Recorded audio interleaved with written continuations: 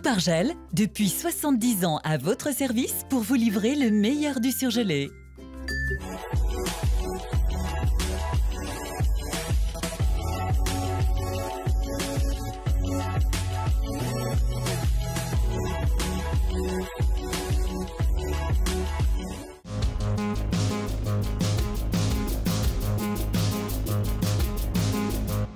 Solvay dévoile son nouveau centre d'innovation à Saint-Fond avec 1 millier d'emplois à terme.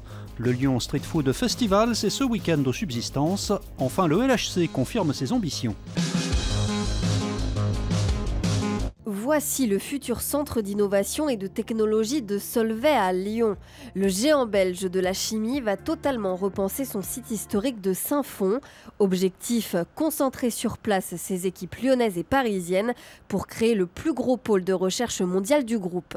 C'est vraiment le symbole pour nous à la fois d'une transformation du groupe vers de nouveaux métiers dans le domaine des matériaux de performance, une transformation du groupe par l'utilisation de nouvelles approches de recherche. Le digital devient de plus en plus important.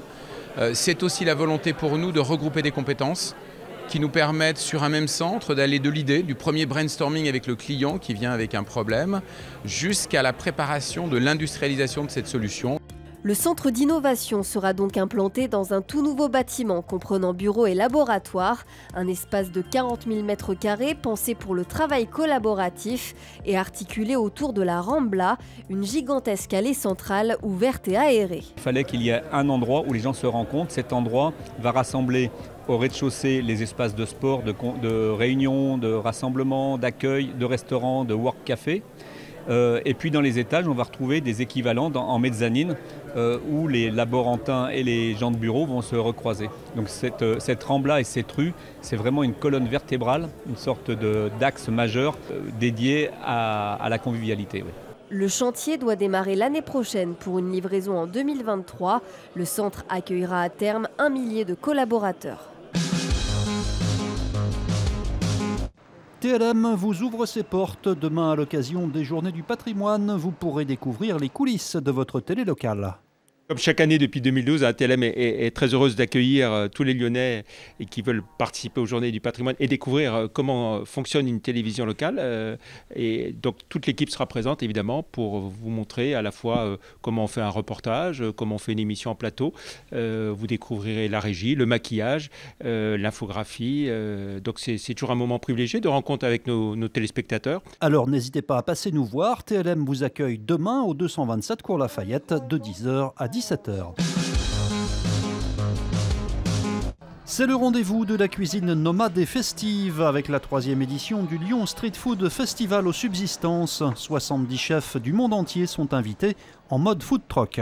Chaque année, on invite 3 destinations phares de la gastronomie au festival. Cette année, on a la chance de recevoir Hong Kong. Vous pouvez d'ailleurs voir derrière moi les chefs de Mami Pancake qui viennent de Hong Kong et qui sont venus cuisiner les egg waffles.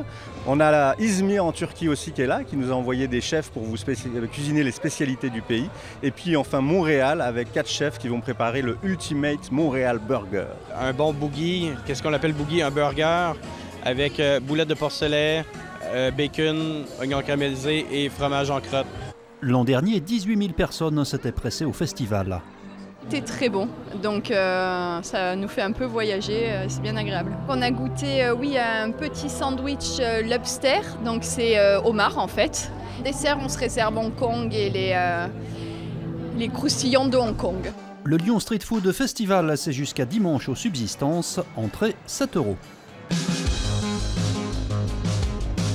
Dénoncer le harcèlement et affirmer la place des femmes dans l'espace public, c'est l'objectif de cette nouvelle fresque qui vient d'être réalisée gare de Vèze, en prolongement des marches exploratoires sur le réseau. Donc les marches exploratoires des femmes, depuis 2015, ça a été mis en œuvre pour effectivement travailler sur le terrain, établir un diagnostic de femmes volontaires aux côtés du Citral et de Coalition pour voir toutes les problématiques qu'elles rencontraient et qui les mettait parfois dans un sentiment d'insécurité sur les lignes du réseau TCL. Cette fresque de 60 mètres a été réalisée par 2 jeunes artistes.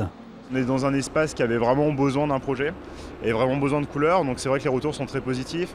Là où on est vraiment content, c'est qu'il y a aussi une envie du public de participer au projet, d'échanger avec nous, de débattre sur la thématique.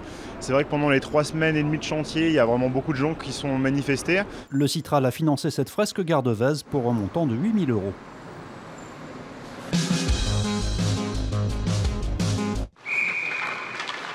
Après 6 semaines de pause, retour aux choses sérieuses pour le LHC.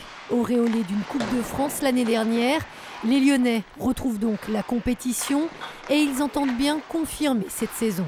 Ça a ouvert l'appétit, maintenant on sait que gagner un trophée c'est une très longue route qui nécessite énormément de travail, un petit peu de réussite.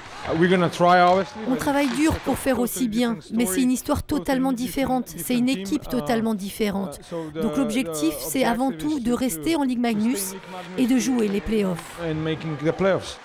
Le LHC ambitieux donc avant d'affronter les Boxers de Bordeaux dans le cadre de la première journée de Ligue Magnus. Une équipe lyonnaise en grande partie remaniée à l'intersaison. On a gardé un groupe de Français, donc il y avait une dizaine de joueurs, enfin des Français plus 2-3 étrangers qui sont restés l'année dernière, donc qui ont aidé à l'intégration des nouveaux, et puis les nouveaux sont très bien intégrés. Tout le monde a une bonne composition, donc non, ça se passe très bien. Et pour les hockeyeurs lyonnais, le premier test grandeur nature aura lieu ce soir à la patinoire Charlemagne. Début de la rencontre à 20h30.